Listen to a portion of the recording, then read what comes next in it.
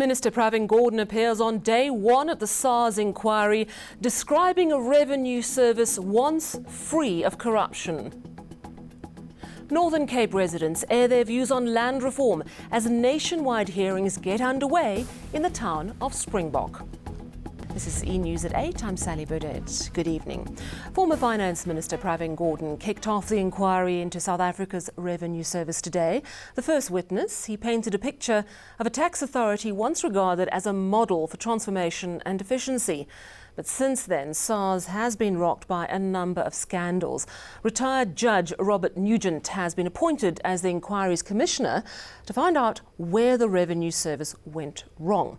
Our reporter Heidi Jokos has the details of day one of the Commission of Inquiry into Tax Administration and Governance at SARS. Gordhan said during his tenure at SARS, the revenue service was a world-class, efficient tax administrator. Much of the journey was guided by the fact that integrity was an important part of what we did. So very early on, probably 98, 99, we stopped all SARS staff from receiving gifts of any kind, including if you stole a toilet paper, you would face tough disciplinary action. And that inculcated a culture, possibly of apprehension on the one hand, but certainly spread the message across the organization that we will not tolerate corruption in any form whatsoever. The revenue service is currently facing a massive revenue shortfall of about 50 billion rand, with questions around the systems and structures implemented by suspended Commissioner Tom Moyane. Moyane was appointed as the tax boss in September 2014 until his suspension this year. Moyane called in a consultancy firm to restructure the revenue service. On the 15th of December 2015, we visited SARS and met with Mr. Moyane, the then commissioner. And I have a photocopy of the notes that I took during that time and shared 10 things with him, which he confirmed by email. And one of which was that I want to understand the new operating model suggested by this consulting firm, Bain, better. Firstly. Secondly, stop making changes until I understand this, the new operating model and why it is necessary. And thirdly, you've seen, and the world has seen, the benefits of institutions like the Large Business Center, for example. And it appeared at the time that that was in the process of being dismantled, if not dismantled. And the new concentration of power, if you like, was taking place in certain parts of the new operating model as well. Staff reduction at SARS has also been red flagged, declining from 14,000 to 12,600. Judge Nugent says the commission is a matter of urgency. Preliminary findings need to be submitted by the end of September. The hearings will continue until Friday. Heidi Jokos, Pretoria. Public hearings on land reform have kicked off in Springbok in the Northern Cape. The Constitutional Review Committee will be holding hearings across the country. It's an opportunity for all South Africans to air their views on land expropriation without compensation. It was an emotional day for these community members who came to speak to the committee. You can come with title deeds and what kind of documents and stuff and arguments and guns and whatever you come with. We still say we don't recognize that legislation. You have taken the land away from us illegally. Yes, we want our land and we want it now. We have waited 16 years for the Transformation of Rural Areas Act 9, which has been referred to at this podium since we started this process this morning. 16 years we've waited. We cannot wait anymore. Yes, people, we want our land. But we do not want you to disposition our fellow people in our country without compensation to do that. There is no need to change the Constitution, and our Farmers Association feels the same way about that. We need to finish the transformation process. We need to get people the land back. The community of Concordia and the farming community which we represent, our organization, feels very strongly that we need to get the processes that were started 16, 17 years ago and hasn't been finished. And even though we want to have that process finished, we hit a wall that's impenetrable at government level. Sad news of the death of another Sibanye-Stillwater miner today. Preliminary information suggests the man died after colliding with a scraper machine this morning at the Driefontein gold mine on the West Rand. Now, the chairperson of the Portfolio Committee on Mineral Resources wants Sibanye-Stillwater's licence revoked and the mine to be placed under curatorship. This morning's fatality brings the deaths at Sibanye-Stillwater's mining operations to 21 people since February. More than half of the men have died in the last 8 weeks. Sibanye-Stillwater spokesperson says the alarming surge in deaths this year is unprecedented. The company's management is planning a summit on Friday to tackle the crisis. Unions believe there's a massive problem with health and safety standards at the mines. We believe that there is a system failure. There is no mine that can kill in the short space 21 people, and the government is not shaken about it. We've made several clearing calls to the state president requesting his intervention because the government is a regulator and furthermore are the custodian of these minerals. These workers are contributing to the GDP of this country. Hence, we are saying as AMCO, this is a crime against humanity. Still ahead on eNews, farmers and farm workers march together against cheap sugar imports, which they say are destroying their livelihoods.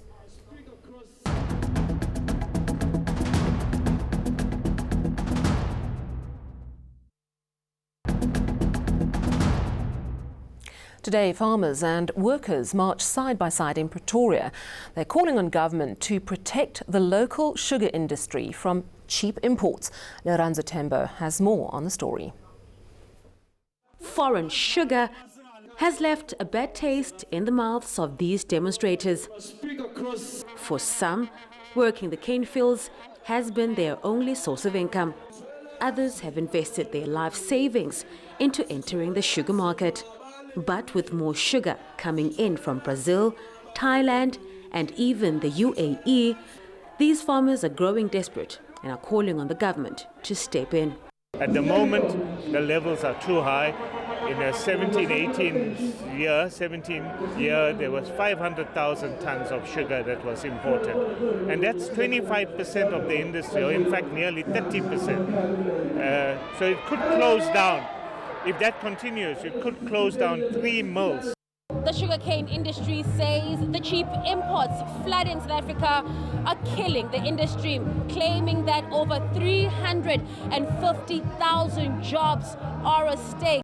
Every hardship that hits the industry hits you hard because there are no reserves that you are going to go to and balance yourself with. It hits you hard and you stumble and you fizzle out.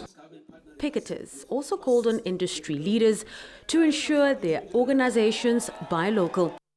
Our sugar is as sweet as any other sugar from anywhere. Officials admit more must be done to protect the industry, which contributes 15 billion rand annually to the economy. I've just spoken to the commission, which is looking at the tariff application and looking at putting on more protection for the industry. I just spoke to the commissioner and he has told me that they are fast-tracking this matter. A tariff increase of $300 per ton has been proposed to discourage imports. Lorenzo Tembo, Pretoria. The recent spiralling of cash-in-transit heists has authorities concerned. While the police minister is promising to make arrests, it's clear these gangs are highly organised. Now, tonight at 10 p.m. on ETV, investigative programme Checkpoints takes a closer look. Now, they were able to speak to a member of a cash-in-transit heist gang. Here, he explains how they identify targets and carry out their attacks.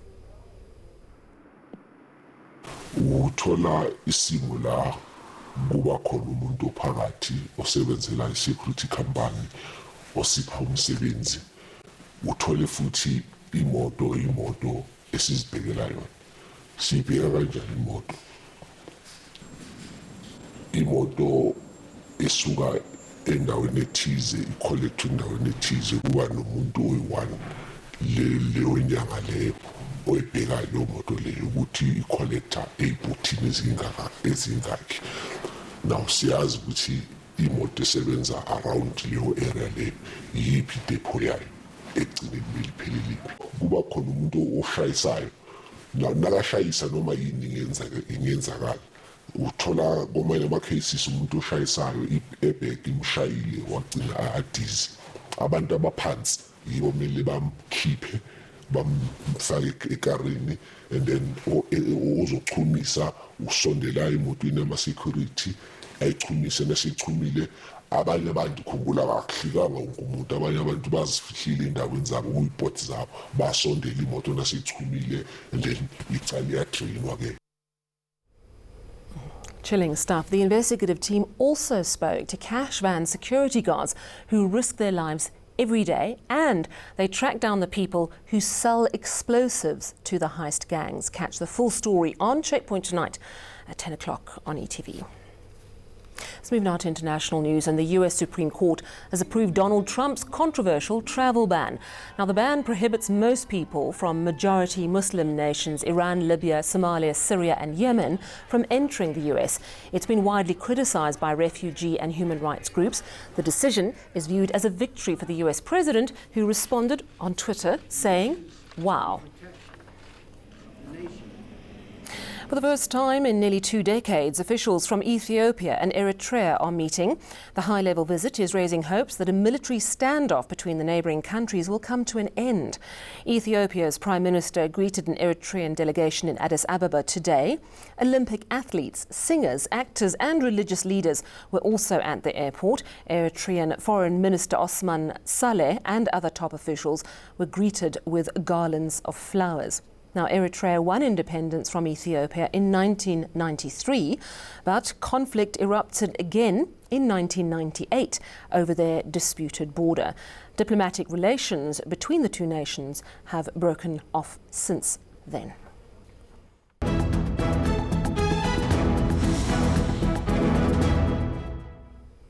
Let's recap your top stories. Minister Pravin Gordhan appears on day one at the SARS inquiry, describing a revenue service once free of corruption. Northern Cape residents air their views on land reform as nationwide hearings get underway in the town of Springbok. After the break, we've got your sports news. We'll update you on the Nigeria match, and Peru dump Australia out of the World Cup after their 2-0 win in Sochi.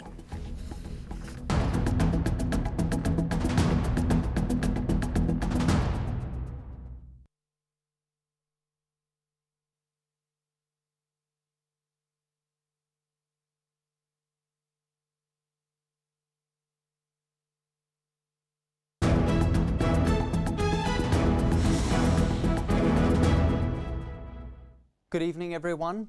After a couple of mostly settled days over the country, another cold front is on its way, and it will be making landfall over the southwest coast of the country during the course of Wednesday morning. It is going to be a wet commute for Cape Townians as well as some of the surrounding areas. But by afternoon, that area will be clearer. A few showers will be spreading into the Eastern Cape as the cold front moves eastwards, while colder air will be in place all across the southern parts of the country. In the north, on the other hand, it will be a mostly clear and relatively warm afternoon. Here's a look at the Northern Cape, and it's going to be a sunny day for some areas, but westwards we see some cloud. Light rain pushes up the escarpments from Sutherland, reaching Springbok towards evening. It's going to be a wintry Wednesday for much of the Western Cape, including the mother city, but for this area, some sunshine could come through before sunset as the rain clears from the western parts as the day goes on. We're going to have rain reaching parts of the Eastern Cape in the form of showers. Those will be fairly light. In Tata, you have a possibility of rain as well, and a maximum temperature of 25 degrees. KwaZulu-Natal will be mostly sunny and dry. It's going to be a warm afternoon for just about all of the province, and it will also be slightly warmer into much of Mpumalanga, but still quite cool on the high veld for eMakazeni and Ermelo, both reaching a high of 17. Cool as well for Polokwane at 21, but for the low-veld areas of Limpopo, temperatures climb into the mid-20s. Not too bad in the northwest for the afternoon. A little bit of cloud over the area, but there won't be any rain. And we'll also see cloud development in the Free State, but it stays dry, and it's going to be another cool day for Bethlehem with a minimum of 1 and a high of only 17. And finally, for Gauteng, some good news is that the temperatures will be slightly higher on Wednesday afternoon than they were today. Let's look ahead to your conditions for Thursday, and the cold front will make its way up the east coast, bringing a few drops of rain to parts of KwaZulu-Natal, while in the west temperatures will be higher under partly cloudy conditions, but that's likely to change on Friday with another cold front brushing along the southern coastline, while it's going to be sunny and mild for Johannesburg and Pretoria.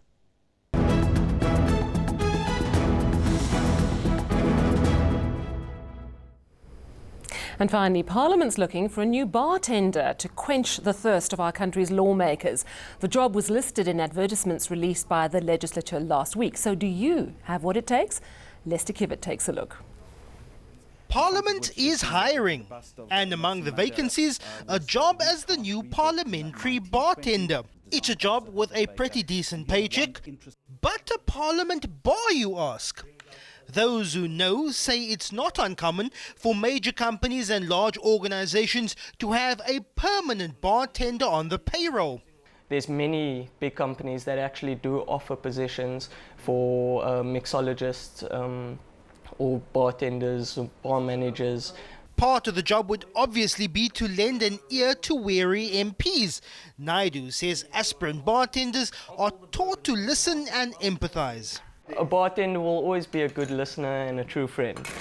Yeah, listening to people tends to come with the territory. But Parliament says... That sounds like a lot of fun. Get your applications in by Friday. That's where we'll leave it tonight. Take care and good night.